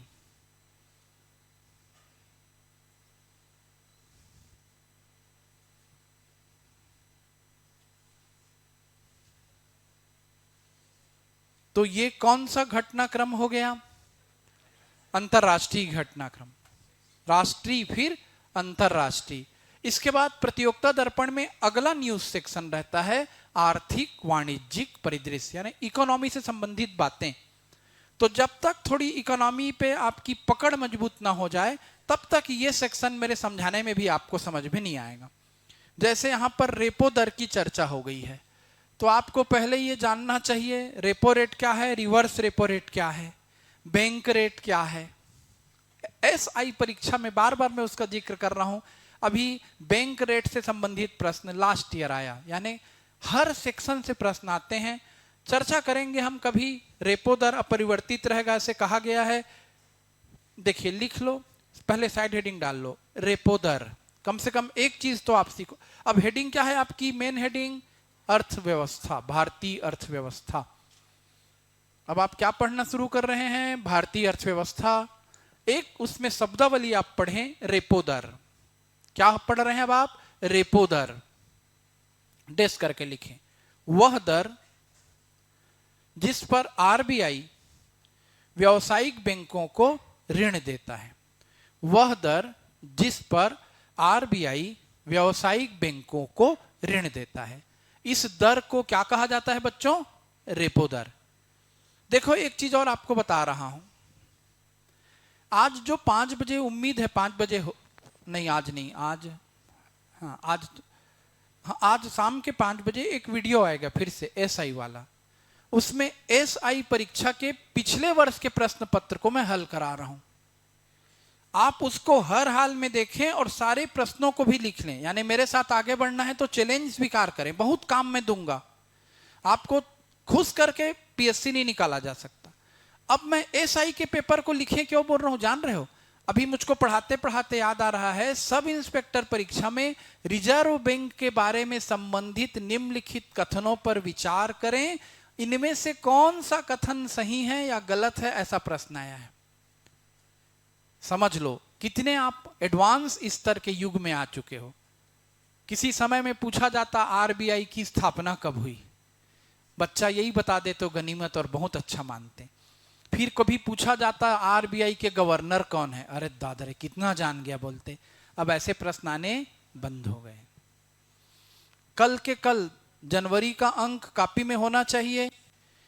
और आज का जो एसआई का क्या रहेगा? ऑब्जेक्टिव। ये हर कोई जहां भी मेरी वीडियो को जो सुन रहा है, देख रहा है, यदि सही अर्थों में पढ़ना चाहता है, सारे ऑब्जेक्टिव कॉपी में नोट होने चाहिए। वीडियो देखने से परीक्षा नहीं निकलेगा, उस वीडियो को आत्मसात करने से निकलेगा। उसको सामने रख के टेबल में बैठ के लिखने से सफलता मिलेगी। वीडियो में, पत्रिकाओं में, दुनिया में, फोन में, हर जगह नॉलेज है। वो नॉलेज तब सार्थक होता है जब वो कहाँ जाता है? आपके ब्रेन में। परीक्षा हाल में आपको कोई दूसरा मददगार साबित नहीं होता आपके दिमाग के सिवा। रेपो रेट क्या है? रिजर्व बैंक जिस रेट से पैसा देता है दूसरे बैंकों को, ब्याज लेता है, वो रेपो रेट है। अब लिखो नगद आरक्षित अनुपात, CRR, कैश रिजर्व रेशियो। नगद आरक्षित अनुपात, नगद आरक्षित अनुपात CRR क्या कहलाता है? ये इंग्लिश में कैश रिजर्व रेशियो, हिंदी में क्या कहलाता है? नगद आरक्षित अनुपात। जमा राशि का वह हिस्सा, जमा राशि का वह हिस्सा जो बैंकों को आरबीआई के पास रखना अनिवार्य है। क्या है CRR? जमा राशि का वह हिस्सा जो बैंकों को आरबीआई के पास रखना अनिवार्य है। देखो बेटा, इंटरव्यू में सिंपल पूछ देते हैं रेपो रेट क्या है, एक लाइन में, हमें जीवन भर के लिए परिभाषा याद रहे। वह रेट जिससे आरबीआई दूसरे बैंकों को ब्याज पर पैसे देता है। रिवर्स रेपो रेट आएगा, जस्ट इसका उल्टा। यदि बैंक का पैसा आरबीआई के पास है तो उसको ब्याज मिलेगा। अभी मत समझो, रेपो रेट की परिभाषा समझ में आ गई। CRR, कैश रिजर्व रेशियो क्या है? तो पहले डेफिनेशन याद रहे। जमा राशि का वह हिस्सा जो बैंकों को आरबीआई के पास रखना अनिवार्य है। जिसका कॉमर्स है उससे इंटरव्यू बोर्ड ऐसे प्रश्न करेगा, भले वो इधर हिस्ट्री पढ़ता रहे, छत्तीसगढ़ पढ़ता रहे, उसकी तो डिग्री में लिखा गया है, कॉमर्स, उससे पूछेगा। जो बीए वाला है, इकोनॉमिक्स लिया है, उससे पूछेगा। और कुछ नहीं किया है, अचानक पहुंच गया है और एक कॉमर्स का सब्जेक्ट एक्सपर्ट टीचर बैठा है, इकोनॉमिक्स का टीचर बैठा है, जबरन पूछेगा आरबीआई के बारे में क्या जानते हैं? तो आप नहीं जानते हैं, हम तो साइंस वाले हैं, ले दे के पास हुए हैं, ऐसा थोड़ी जवाब दोगे। फिर आप बताओगे आरबीआई बैंकों का बैंक है, ऐसा वैसा, हाँ वेरी गुड वेरी गुड। थोड़ा सा बताओगे, खुश हो जाएगा, हाँ रेपो रेट क्या होता है उसको बता दोगे, तो CRR क्या होता है, ऐसा कई प्रश्न वो करते जाएगा। इसलिए आप अपने को क्या करना शुरू करें, मजबूत। माँ का लाडला बिगड़ गया है, बाहर आओ, और पापा की परी उड़ गई है, धरती पे आओ। होश में नहीं आओगे, बर्बाद हो जाओगे। जमा राशि का वह हिस्सा जो बैंकों को आरबीआई के पास रखना अनिवार्य है, क्या कहलाता है, CRR। पहले तो दोनों को समझोगे, ठीक। अब लिखो, विदेशी प्रत्यक्ष निवेश, FDI, ये पहली बार सुन रहे हैं। FDI, फॉरेन डायरेक्ट इन्वेस्टमेंट, आपका होमवर्क है। क्या होता है FDI, ट्राई करना, आपसे बन जाए, अदरवाइज इकोनॉमिक्स में आपको सर पढ़ाएंगे। FDI, विदेशी प्रत्यक्ष निवेश, फॉरेन डायरेक्ट इन्वेस्टमेंट, ये सब इंपॉर्टेंट चीजें हैं, इनसे प्रश्न आएगा। रेपो रेट से प्रश्न आएगा, रिवर्स रेपो रेट से प्रश्न आएगा, CRR से प्रश्न आएगा, FDI से प्रश्न आएगा। FDI का मतलब विदेशी प्रत्यक्ष निवेश।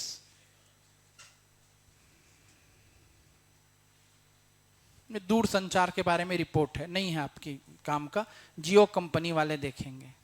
अब देखो, इसमें राज्य समाचार भी देता है। छत्तीसगढ़ ने 2024-25 के लिए बजट की घोषणा की। क्योंकि बजट आपको पढ़ाया ही जाता है इकोनॉमी में, इसलिए मैं बजट वाले लेख को आपको कुछ भी नहीं बता रहा हूं।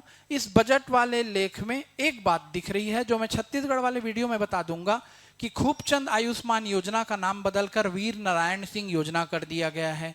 राजीव गांधी भूमिहीन कृषक न्याय योजना का नाम बदलकर दीनदयाल उपाध्याय योजना कर दिया गया है। यानी कांग्रेस की सरकार की योजनाओं का नाम वर्तमान सरकार बदल रही है। समझते रहिएगा, मैं आराम से छत्तीसगढ़ आपको पढ़ाऊंगा ही, बोल रहा हूं करंट के सेक्शन में, वहां मैं आपको पढ़ा दूंगा। अन्य राज्यों के भी बजट पर इसमें चर्चा है। आप हर राज्य के बजट को देखने मत बैठ जाना, छोड़ना भी आना चाहिए। केंद्रीय बजट पर भी चर्चा होगी, वो भी आपको इकोनॉमी में दीक्षित सर कराएंगे, उनके साथ आप उसको सीख लीजिएगा। एक हिंट मिला, पहले हमको राष्ट्रीय पढ़ना है, फिर क्या पढ़ना है, अंतरराष्ट्रीय, और क्या पढ़ना है, आय, इकोनॉमी। PM किसान सम्मान निधि की 16वीं किस्त जारी, तो एक हेडिंग डाल लो, PM किसान सम्मान निधि। बार बार जितने लोग आ रहे हैं अभी इंटरव्यू देने, हम लोग उनसे PM किसान सम्मान निधि पूछ रहे हैं। केंद्र सरकार की महत्वाकांक्षी योजना है, और जो कृषि से संबंधित है उनको जानना चाहिए। महतारी वंदन योजना पूछ रहे हैं, और फिर से सब इंस्पेक्टर परीक्षा का जिक्र कर रहा हूं। गोधन न्याय योजना किस तारीख को लागू हुई, सब इंस्पेक्टर में पूछा गया। अब यदि SI का पेपर होगा तो पूछेगा महतारी वंदन योजना कब से लागू हुई, क्योंकि नई योजना आ चुकी है। ये आपको प्रश्न पत्रों का विश्लेषण करके सीखना रहता है। PM किसान सम्मान निधि जानिएगा। अब सबसे इंपॉर्टेंट सेक्शन शुरू हुआ, 2 सेक्शन बच गए, एक है नवीनतम सामान्य ज्ञान और एक है स्पोर्ट्स। अगली हेडिंग, नवीनतम सामान्य ज्ञान, कॉपी के बीचों बीच नवीनतम सामान्य ज्ञान। यद्यपि पूछा नहीं जाता, पर फिर भी बता रहा हूं। IRCTC के चेयरमैन बन गए संजय कुमार जैन। कितने लोग IRCTC को जान रहे हो, नई पीढ़ी के बच्चे हो? कम से कम IRCTC तो जान गए। ट्रेन में सफर किए हो, नहीं किए हो? हम तो WT चलते हैं सर, ऐसा बोलोगे। TT पकड़ता है तो रोने लगते हैं, ऐसा तो नहीं है? ठीक, चलो भाई, उस पर चर्चा नहीं करेंगे, पूछने की परंपरा ज्यादा नहीं है। भारतीय मूल के डॉक्टर समीर शाह, लिखो, BCC के नए चेयरमैन। BCC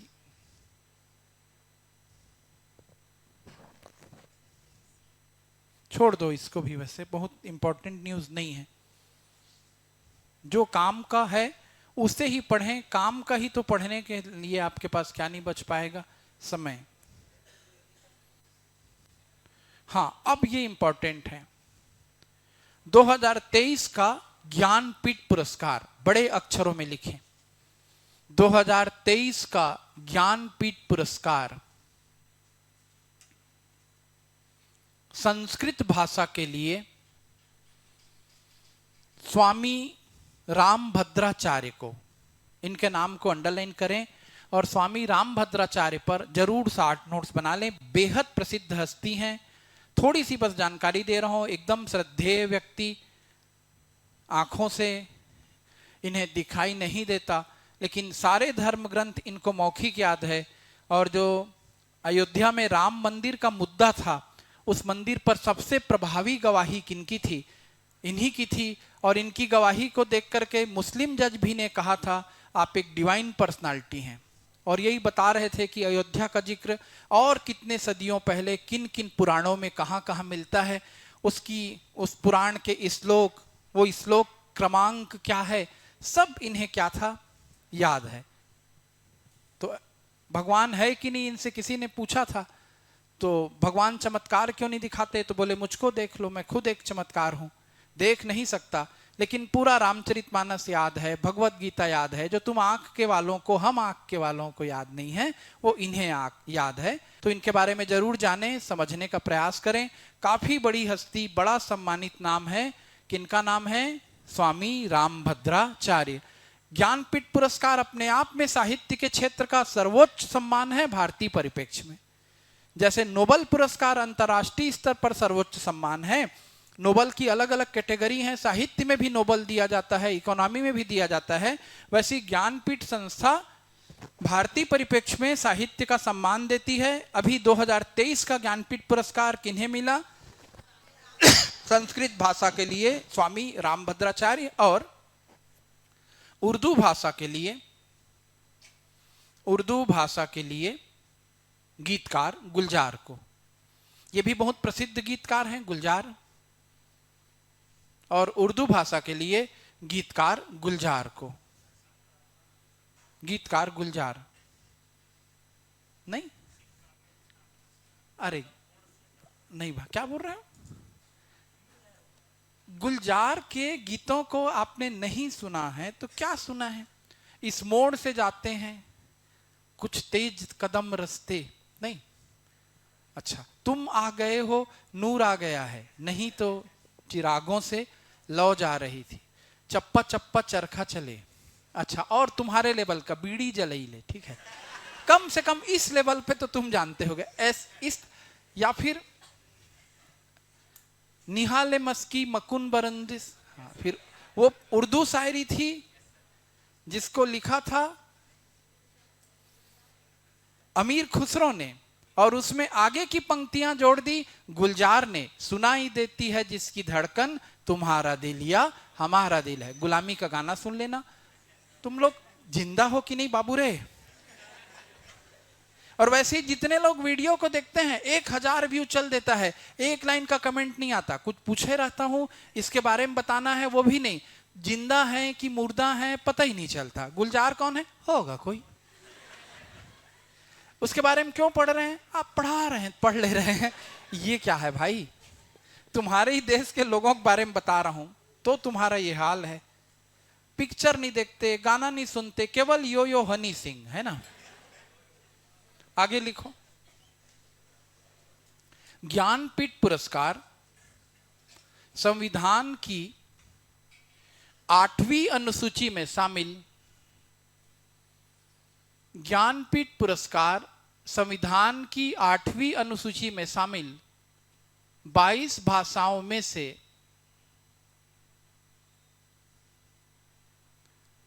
किसी भाषा में योगदान के लिए दिया जाता है। ज्ञानपीठ पुरस्कार संविधान की 8वीं अनुसूची में शामिल 22 भाषाओं में से किसी भाषा में योगदान के लिए दिया जाता है। ठीक, तो 8वीं अनुसूची में भारतीय भाषाएं हैं। कितनी भारतीय भाषाएं शामिल है? 22। ये भी करंट अफेयर या मेन जीएस का हिस्सा है। इन्हीं में से किसी भी भाषा के लिए ज्ञानपीठ पुरस्कार मिलता है। लेकिन 2018 का पुरस्कार अंग्रेजी भाषा के लिए अमिताभ घोष को दिया गया था। यानी एक बार नियम को तोड़ दिए थे। अंग्रेजी भारत की 22 भाषाओं में है क्या? नहीं है। लेकिन 2018 का पुरस्कार अंग्रेजी भाषा के राइटर अमिताभ घोष को दे दिए थे, ठीक है। संपूर्ण सिंह कालरा जो आप बोल रहे थे, वही अपने तखल्लुस गुलजार से जाने जाते हैं। जो शायर होते हैं अपना क्या रखते हैं, वो एक उपनाम, जिसे उर्दू भाषा में क्या कहते हैं, तखल्लुस। चलिए, अब पहला ज्ञानपीठ पुरस्कार किसे मिला 1965 में? जी शंकर कुरुप को, मलयालम भाषा के लिए। ऐसा आप चाहे तो देख सकते हैं।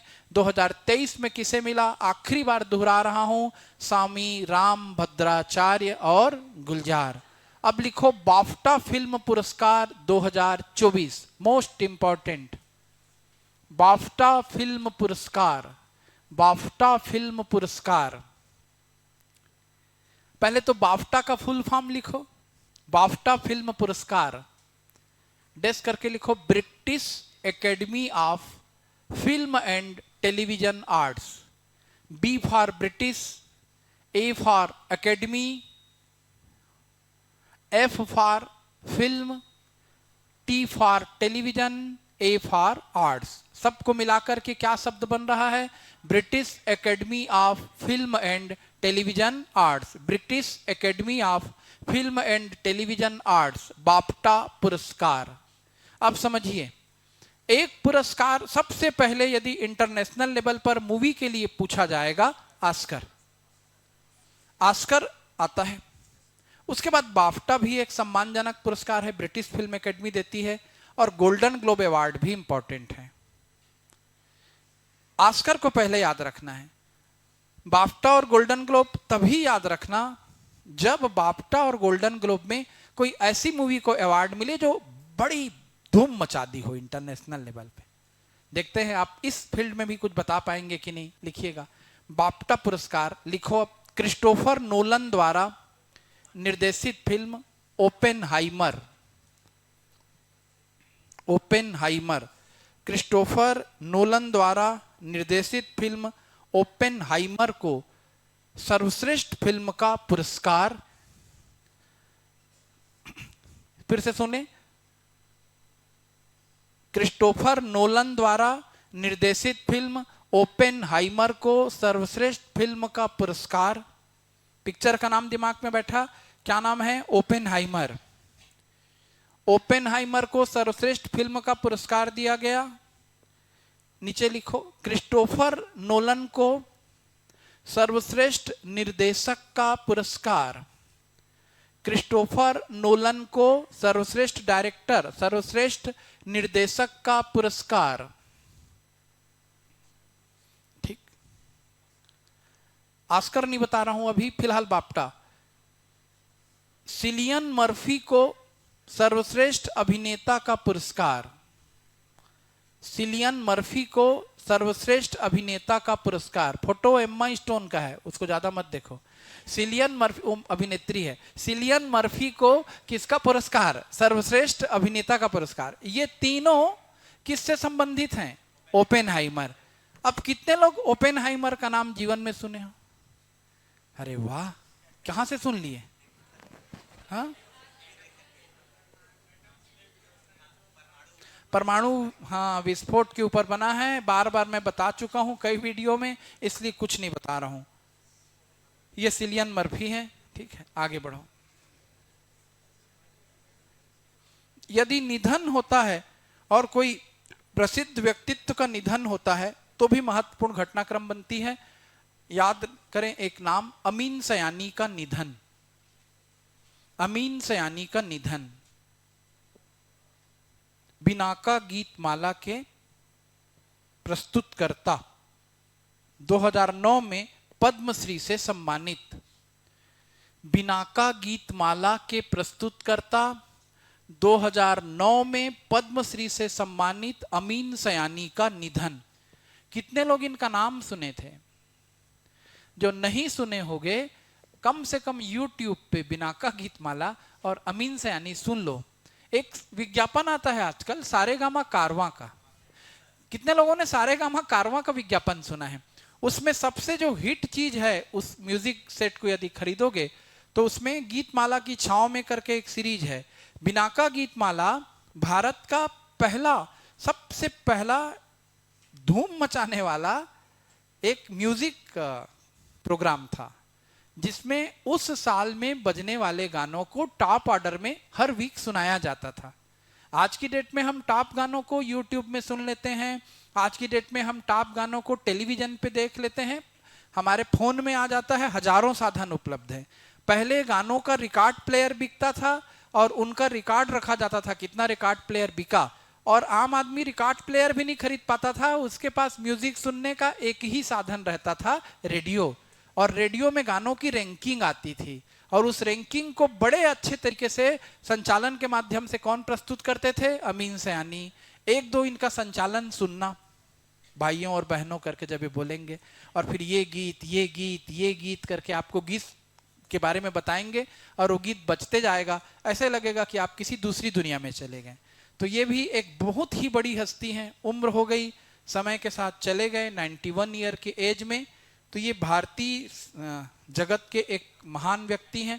वैसे ही महान व्यक्ति हैं आचार्य मुनि विद्यासागर। लिखिएगा, जैन मुनि आचार्य विद्यासागर, बहुत इंपॉर्टेंट घटनाक्रम है। जैन मुनि आचार्य विद्यासागर ने छत्तीसगढ़ के डोंगरगढ़ स्थित जैन मुनि आचार्य विद्यासागर ने छत्तीसगढ़ के डोंगरगढ़ स्थित चंद्रगिरी तीर्थ पर संलेखना द्वारा देह त्याग किया। संलेखना, छत्तीसगढ़ के डोंगरगढ़ स्थित चंद्रगिरी तीर्थ पर संलेखना द्वारा देह त्याग किया।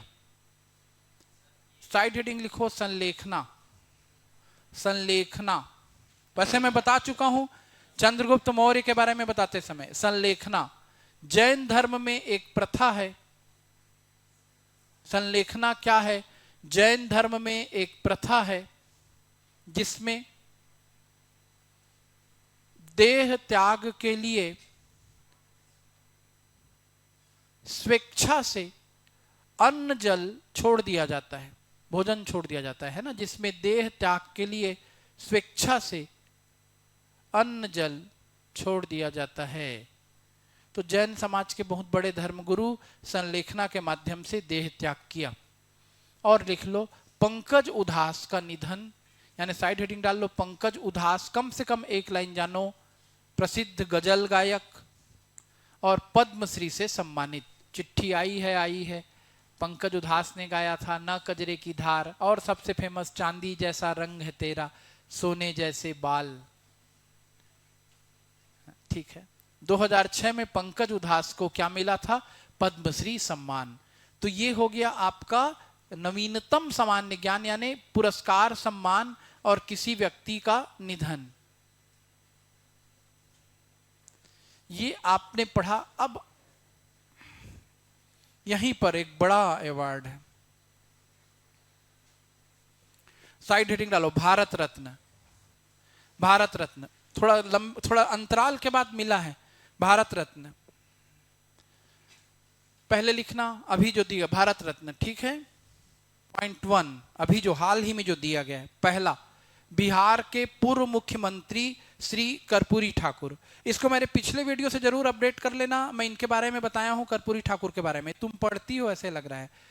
बिहार के पूर्व मुख्यमंत्री श्री कर्पूरी ठाकुर, पहले, ठीक, अभी जो दिया गया। दूसरा, पूर्व उप प्रधानमंत्री श्री लाल कृष्ण आडवाणी, पहले इनको डिक्लेयर किए, किनको भारत रत्न दिए? हाल ही में श्री कर्पूरी ठाकुर को, और फिर किसको दिए? लाल कृष्ण आडवाणी को। पॉइंट 3 लिखो, पूर्व प्रधानमंत्री चौधरी चरण सिंह, पूर्व प्रधानमंत्री चौधरी चरण सिंह नंबर 3 पे मिला। नंबर 4, पूर्व प्रधानमंत्री पीवी नरसिंह राव, पूर्व प्रधानमंत्री पीवी नरसिंह राव। और नेक्स्ट, भारत में हरित क्रांति के जनक, कृषि वैज्ञानिक डॉक्टर एम.एस. स्वामीनाथन। इन सब के बारे में 60 नोट्स तैयार रहना चाहिए वैसे आपका, नहीं तो कम से कम इतना तो याद रखो, भारत रत्न से किन्हें किन्हें सम्मानित किया गया। पहला श्री कर्पूरी ठाकुर, दूसरा श्री लाल कृष्ण आडवाणी, तीसरा चौधरी चरण सिंह, चौथा श्री पीवी नरसिंह राव और 5वें नंबर पे डॉक्टर एम.एस. स्वामीनाथन। और डॉक्टर एम.एस. स्वामीनाथन को भारत में हरित क्रांति के जनक का श्रेय है। ओके, नेक्स्ट लिखो खेलकूद, स्पोर्ट्स। कितना टाइम लगा है? 11 से शुरू किए थे, आज पहला लेक्चर है, कुछ बातें समझानी रहती है इसलिए 2 घंटे लगा। आप 30 दिन का घटनाक्रम कवर कर रहे हैं, कितने घंटे में? 2 घंटे में। अभी आपने सुना है और यदि ईमानदारी से इसको दोबारा लिखेंगे तो आपको ये आत्मसात हो जाएगा और वही परीक्षा में सफल होगा जो इस तरह के कामों को करेगा। कहा भी गया है भगवान भी उनकी मदद करते हैं जो अपनी मदद खुद करते हैं। खेलकूद लिखो, अंडर 19 आईसीसी विश्व cup, under 19 ICC world cup, under 19 ICC विश्व कप भारत को हराकर ऑस्ट्रेलिया ने जीता। दुखी कर दिया फिर, भारत को हराकर ऑस्ट्रेलिया ने जीता। अंडर 19 ना, और वैसे भी जीत गया है। अंडर 19 वर्ल्ड कप भारत को हराकर कौन जीत गया? ऑस्ट्रेलिया। अब लिखो अगला, बीसीसीआई के अध्यक्ष बने जय शाह। बीसीसीआई के अध्यक्ष बने जय शाह, अमित शाह के पुत्र है ये।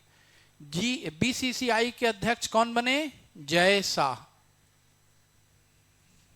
नेक्स्ट लिखो, टेस्ट क्रिकेट में 500 से अधिक विकेट लेने वाले आर अश्विन, इंपॉर्टेंट नाम है। टेस्ट क्रिकेट में 500 से अधिक विकेट लेने वाले आर अश्विन भारत के दूसरे गेंदबाज बने। तो पहले कौन थे? कितने लोग जानते हैं? वेरी गुड, बाकी लोग कमेंट सेक्शन में लिखें जिंदा है तो। टेस्ट क्रिकेट में 500 से अधिक विकेट लेने वाले आर अश्विन, रविचंद्रन अश्विन भारत के दूसरे गेंदबाज बने। बड़े फेमस व्यक्ति हैं आर अश्विन। अभी अब चूंकि आज की क्लास में लंबा समय हो गया है, ज्यादा कुछ नहीं बता रहा हूं। आगे लिखो, वर्ल्ड में नंबर 1 पे कौन है? Muttiah Muralitharan 800 wicket, Shane Warne 708, James Anderson 695, फिर अनिल कुंबले 619 और अभी अब ये पहुंच गए हैं आर अश्विन। चलो नेक्स्ट, T20 अंतरराष्ट्रीय क्रिकेट में सबसे तेज गति से नया शतक, जॉन निकोल लाप्टी ईटन। मन होगा देख लीजिएगा। महिला टेस्ट में सबसे तेज गति से दोहरा शतक, अनाबेल सदरलैंड, महिला टेस्ट मैच में। मन होगा देख लीजिएगा। अचानक से अनाबेल सदरलैंड का संबंध किस खेल से है? अनाबेल सदरलैंड का संबंध क्रिकेट से। अचानक से कहां से टपक गया इनका नाम? महिला टेस्ट मैच में इन्होंने दोहरा शतक बना दिया। ठीक। एथलेटिक्स में देखिए, नई दिल्ली मैराथन छोड़ सकते हैं, एक नजर देख लीजिएगा गोपी थोनाकल। यदि आपको गोपी थोनाकल का नाम, चेहरा दिख गया और एथलीट है दिख गया तो कभी भूले भटके गोपी थोनाकल का संबंध किस खेल से है, या गोपी थोनाकल और बड़ी उपलब्धि हासिल कर लेंगे तो काम आएगा। एशियाई इंडोर एथलेटिक्स चैंपियन ज्योति आराजी, देख सकते हैं ऐसी एक नजर। बैडमिंटन एशिया 4 टीम चैंपियनशिप में पहली बार भारत को स्वर्ण पदक, एक नजर देख करके आगे बढ़ जाइए। तीरंदाजी, अर्जुन मुंडा भारतीय तीरंदाजी संघ के अध्यक्ष बने, लिख लें। अर्जुन मुंडा भारतीय तीरंदाजी संघ के अध्यक्ष बने। आर्चरी एसोसिएशन ऑफ इंडिया के अध्यक्ष अर्जुन मुंडा।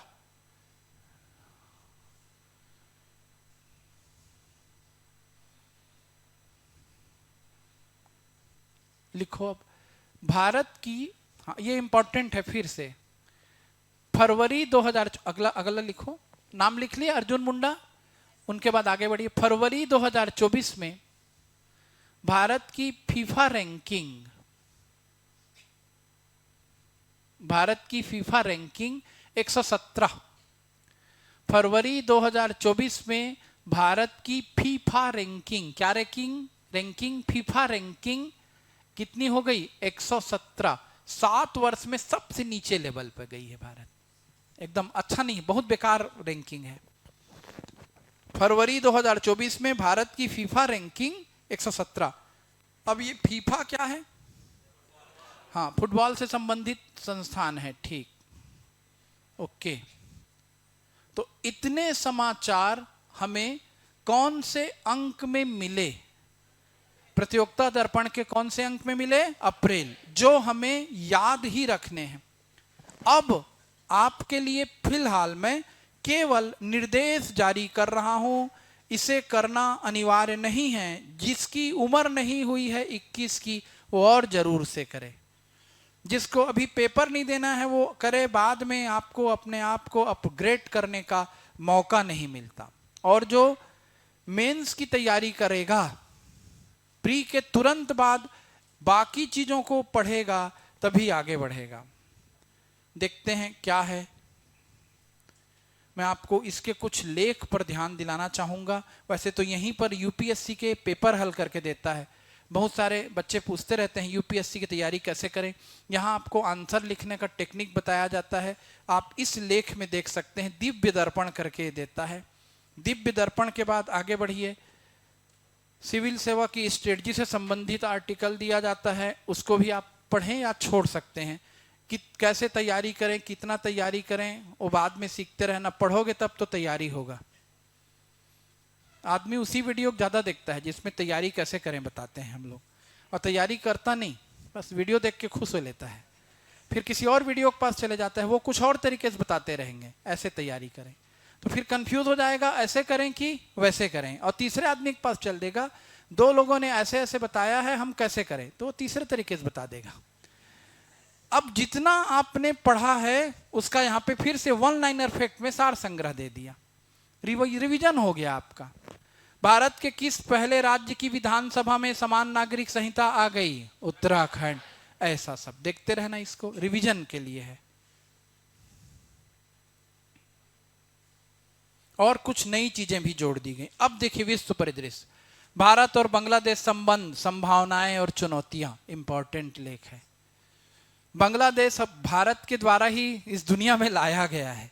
भारत का विभाजन करके पाकिस्तान बना, एक तरफ पूर्वी एक तरफ पश्चिमी पाकिस्तान। बांग्लादेश ने जब अपना स्वतंत्रता आंदोलन चलाया पाकिस्तान से दुखी होकर, तो हमने उनकी मदद की। बंगबंधु शेख मुजीबुर रहमान हमारे सपोर्ट से बांग्लादेश को आजाद कराने में सफल हुए।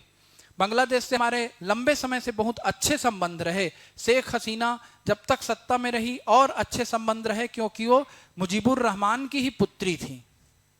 लेकिन समय बदलता है, शेख हसीना का सत्ता परिवर्तन हो गया। अब भारत और बांग्लादेश के संबंधों की क्या स्थिति है, आप इस लेख के माध्यम से जरूर समझें। जैसे पेपर पढ़ते हैं, ये पेपर का एक आर्टिकल है, बहुत गंभीर आर्टिकल है, प्लीज जरूर पढ़ें। आज समय रहता तो मैं बताता। भारत की हिंद महासागर रणनीति जरूर पढ़ें।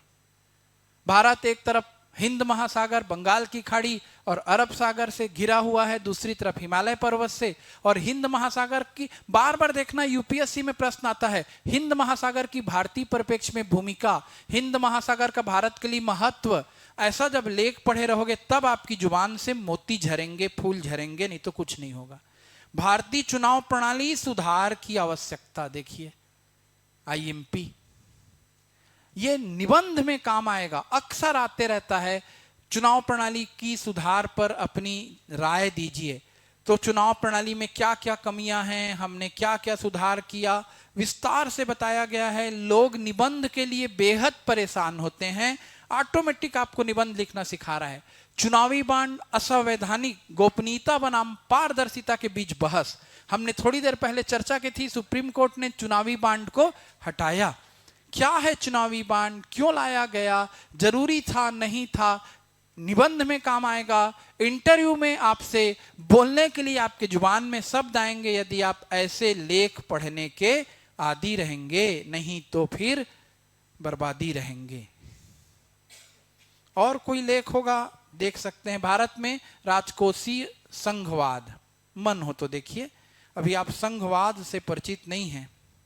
संघात्मक है कि एकात्मक? भारत का संविधान संघात्मक होते हुए एकात्मक।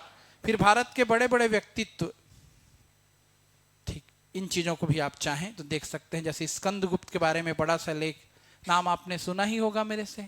चोल शासक राज के बारे में बड़ा सा लेख इस तरीके से सब दिया रहता है, इनको भी आप देख सकते हैं। ये भी परेशान हो गया सेवा करते करते। आपसे एक ही उम्मीद है, जितने लोग क्लास में पढ़ रहे हैं, जितने लोग वीडियो को देखेंगे, अपने प्रति, अपने टीचर के प्रति ईमानदार रहें। यदि आप मुझसे पढ़ रहे हैं और दिल से पढ़ रहे हैं तो जितना जल्दी हो सके जनवरी अंक, फरवरी अंक, मार्च अंक, अप्रैल अंक, मई अंक, 5 अंक हो चुके हैं। आपके हाल में मैंने पहला अंक पढ़ाया है। अब आप बच्चों की तरह वेट करोगे कि सर जनवरी अंक भी कराओ, वो है यूट्यूब में।